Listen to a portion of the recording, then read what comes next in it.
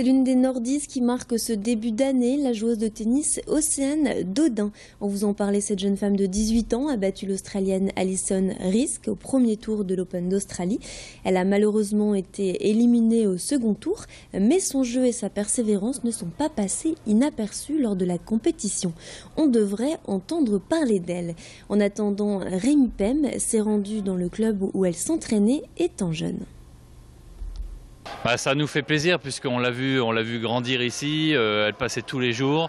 Effectivement, c'est vraiment super pour elle, on est vraiment content pour elle. On voyait tout de suite sur le terrain beaucoup de relâchement, beaucoup de puissance, beaucoup de détermination et donc on avait vraiment espoir qu'elle réussisse au plus haut niveau. On va lui préparer un accueil, j'espère qu'on va la voir bientôt. Après, avec toutes les programmations de tournois, ça va être de plus en plus difficile, mais on va essayer. Soulager mais pas tuer, c'est le message que veut faire passer les collectifs anti-euthanasie. À la veille d'un débat à l'Assemblée nationale, les foules se mobilisent partout en France. Demain, les députés vont débattre sur la réforme voulue par François Hollande sur la fin de vie. Mais aucune décision ne sera prise à l'issue de la séance. Le gouvernement a organisé ce débat dans le but d'aboutir à un consensus préalable avant le vote prévu pour mars ou avril. Les opposants à l'euthanasie redoutent les dérives de cette pratique. À leurs yeux, mettre fin à la vie d'un patient ne doit pas substituer aux soins palliatifs. Fanny Bourdillon a assisté à une mobilisation à Lille. Elle a rencontré un médecin gériatre qui nous parle de ses inquiétudes.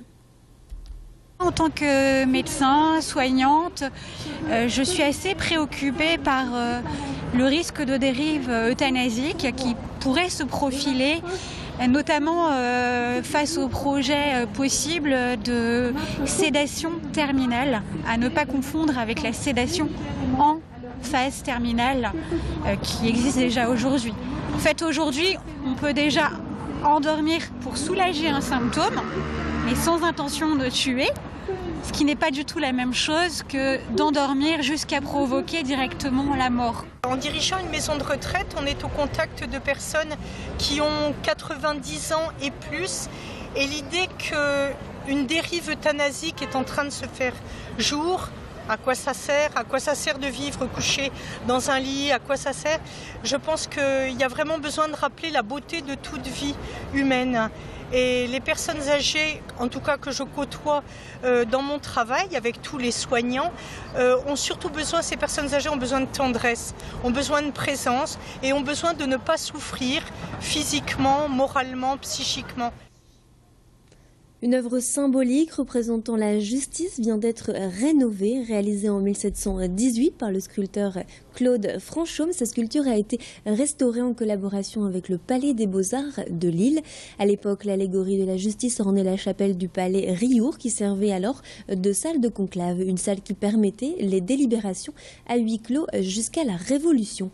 En 1916, elle a été victime d'un incendie. Résultat, elle présentait des traces de suie. L'ordre des avocats a donc décidé de financer la restauration de cette œuvre, symbole de la justice. Un travail minutieux a été réalisé, la surface de l'œuvre a été dépoussiérée, nettoyée, vernie et des retouches d'harmonisation ont été réalisées pour faire réapparaître les dorures. Idil Gunaï a pu admirer la statue ce matin et a rencontré la conservatrice du Palais des Beaux-Arts. Je découvre une œuvre qui est vraiment splendide, qui est du début du XVIIIe siècle, qui nous montre une justice belle, esthétiquement extraordinaire, et puis avec une très jolie sérénité. Une justice qui dépasse les hommes, qui est au-dessus de la mêlée.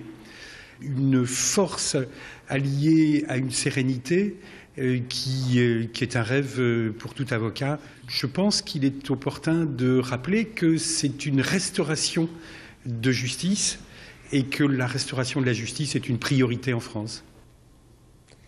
On écoutera la conservatrice du Palais des Beaux-Arts au prochain Flash.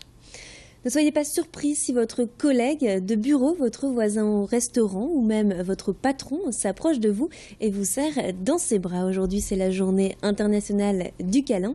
Et pour trouver des partenaires de câlin, certains se rendent même dans un lieu public avec une pancarte sur laquelle est noté « câlin gratuit » ou « free hugs » en anglais. Cette journée existe depuis les années 70. Un révérend américain a instauré cette journée pour donner un petit coup de fouet aux personnes touchées par la déprime entre le début d'année et le 14 février, date de la Saint-Valentin. De nombreuses études ont démontré que nous avons besoin de 7 minutes de câlin par jour pour nous sentir heureux. Une étude parue en décembre dernier sur un site médical américain a même démontré que prendre quelqu'un dans ses bras régulièrement serait un moyen de lutter contre les maladies. Alors, vous avez peut-être trouvé le moyen de vous débarrasser de cette méchante grippe. Les images ont été tournées sur la Grand Place de Lille. C'est la fin de ce flash. Merci de nous avoir suivis. On se retrouve au prochain quart d'heure. Mais avant, votre météo et l'infotrafic.